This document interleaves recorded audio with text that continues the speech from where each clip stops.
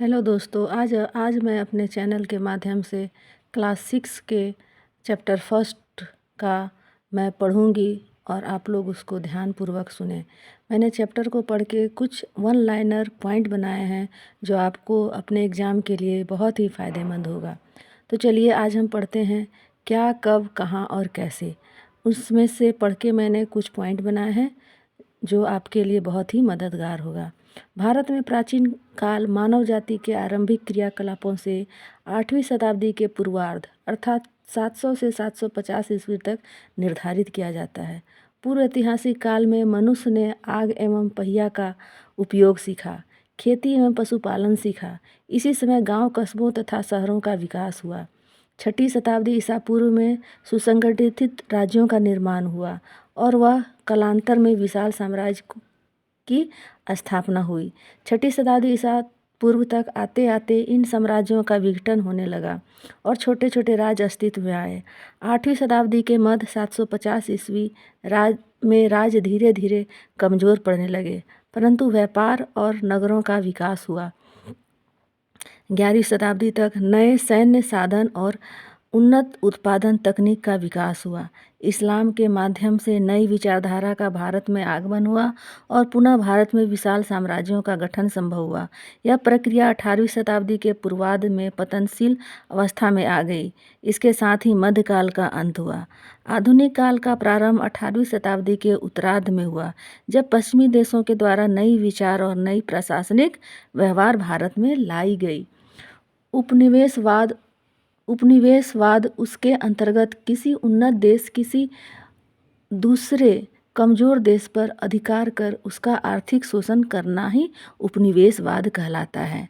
19वीं शताब्दी के उत्तरार्ध में भारत में इस औपनिवेशिक सत्ता के विरुद्ध राष्ट्रीय आंदोलन सक्रिय हुआ, जो सत्य और अहिंसा के सिद्धांतों से प्रेरित था। हाथ से लिखित को पांडुलिपि कहते हैं। पांडुलिपियाँ प्रायः ताड़पत्रों अथवा भोजपत्रों पर लिखी है। पटना की खुदा बख्श लाइब्रेरी, पालीगंज स्थित भरतपुर के गोपाल नारायण सिंह सार्वजनिक पुस्तकालय में अनेक पांडुलिपियाँ सुरक्षित हैं। अभिलेख पत्थर अथवा धातु की सतहों पर नुकीले औजार द्वारा उत्कीर्ण है ना। पुरातात्विक स्रोत के अंतर्गत पत्थर, ईंट से बनी इमारतों के अवशेष, औजार, हथियार, बर्तन, आभूषण, मूर्तियाँ, चित्र और सिक्के आदि आते हैं।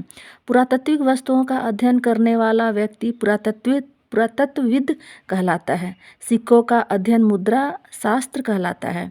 डॉक्टर स्पूनर ने पटना के कुम्हरार नामक स्थान से खुदाई द्वारा चंद्रगुप्त मौर्य के राजमहल के स्तंभ निकाले हैं। इस खुदाई में सोने के बैलों के टुकड़े प्राप्त हुए हैं। इससे मगध साम्राज्य की समृद्धि एवं भव्यता पर प्रकाश पड़ता है। समय निर्धारण के लिए रेडियो कार्बन विधि का कार्बन 14 पद्धति का उपयोग किया जाता है। तिथि निर्धारण का यह काम भौतिक शास्त्री करते हैं। BC अर्थात बिफोर क्राइस्ट, AD मतलब एनो डोमिनी। भौगोलिक दृष्टिकोण से भारत को मुख्यतः 4 भागों में बांटा गया है। पहला, उत्तर में पूर्ववर्तीय प्रदेश, जो तराई के जंगलों से प्रारंभ होकर हिमालय के शिखर तक है।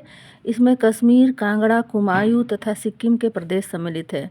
दूसरा, उत्तर का मैदान, सिंधु, गंगा, यमुना और सहायक नदियों से सिंचाई का काम होता है। यह मैदान अपनी उपजाऊ भूमि और अधिक पैदावार के लिए प्रसिद्ध है। तीसरा, दक्षिण के पठार के अंतर्गत उत्तर में नर्मदा एवं ताप्ती नदी बहती है। इस भाग में विंध्य तथा सतपुड़ा की पहाड़ियाँ हैं, जो उत्तर भारत को दक्षिण भारत से अलग करती हैं। चौथा, सुदूर दक्षिण के मैदान, इसमें गोदावरी, कृष्णा तथा कावेरी की उपजाऊ डेल्टा वाले प्रदेश मिले हैं। अर्थात हम लोग भारत के भौगोलिक क्षेत्र को 4 भागों में बांटते हैं।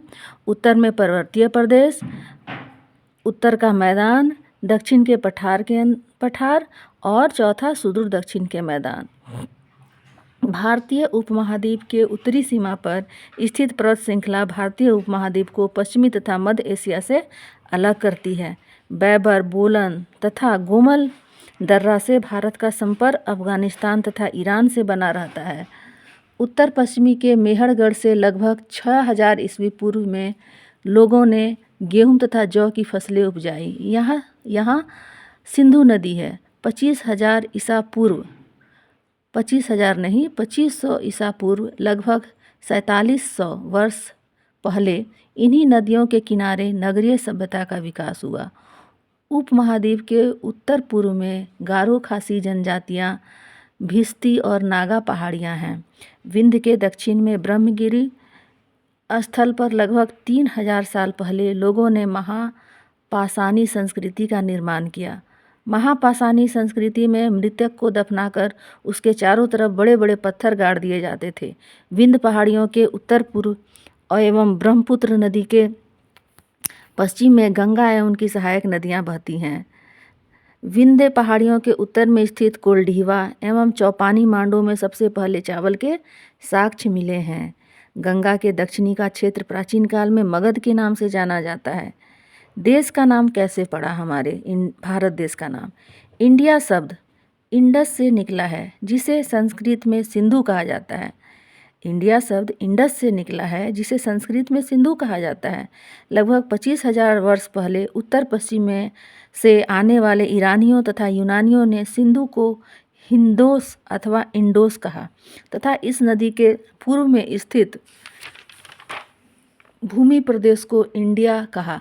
फारसी में यही शब्द हिंद एवं हिंदुस्तान जैसे नामों की उत्पत्ति का कारण था। भरत नामक समूह के नाम पर पड़ा, जो उत्तर पश्चिमी क्षेत्र में रहते हैं। इसका उल्लेख लगभग 1500 ईसा पूर्व में मिलता है। इस अध्याय को मैंने यहीं पे समाप्त किया। इस अध्याय में कुछ वस्तुनिष्ठ क्वेश्चन हैं जो हम देखेंगे अभी। विंध्य के दक्षिण क्षेत्र में महापाषाणी संस्कृति का विकास हुआ। आधुनिक काल का प्रारंभ 18वीं शताब्दी के उत्तरार्ध से हुआ। डॉक्टर स्पूनर ने कुम्हार नामक स्थान की खुदाई करवाई। इस तरह हमारा ये अध्याय समाप्त हुआ। हमने जो अध्याय में पढ़ा वो आपको शॉर्ट नोट्स के रूप में बनाकर आपके सामने प्रस्तुत किया। आपको कैसा लगा हमें ज़रूर बताइएगा। और दोस्तों, मेरे चैनल को सब्सक्राइब कीजिएगा, लाइक कीजिएगा और कमेंट कीजिएगा। दोस्तों, मैंने जो बताया आपको अच्छा लगा या इसमें और कुछ होना चाहिए, वो सजेशन के तौर पे हमें बताइएगा। धन्यवाद।